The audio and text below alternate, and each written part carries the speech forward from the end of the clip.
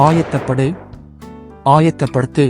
ஆயத்தப்படுத்துதலுக்கான வேத வசனங்களை பார்க்கலாம்.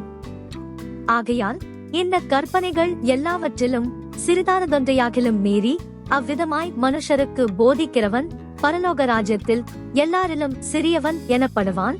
இவைகளை கைக்கொண்டு போதிக்கிறவனோ பரலோக ராஜ்யத்தில் பெரியவன் எனப்படுவான்.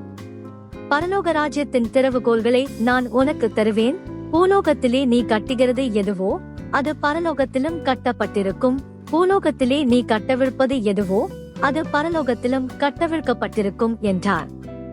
ஆவியில் எளிமையுள்ளவர்கள் பாக்கியவான்கள், பரலோக ராஜ்யம் அவர்களுடையது. நீதி நிமித்தம் துன்பப்படுகிறவர்கள் பாக்கியவான்கள், பரலோக ராஜ்யம் அவர்களுடையது.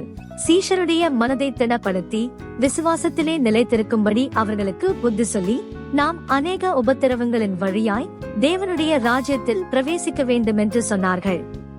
பரலோகத்திலே உங்களுக்கு பொக்கிஷங்களை சேர்த்து வையுங்கள். அங்கே பூச்சியாவது துருவாவது கெடுக்கிறதும் இல்லை, அங்கே திருடர் கன்னமிட்டு திருடுகிறதும் இல்லை. உங்கள் பொக்கிஷம் எங்கே இருக்கிறதோ அங்கே உங்கள் இருதயமும் இருக்கும்.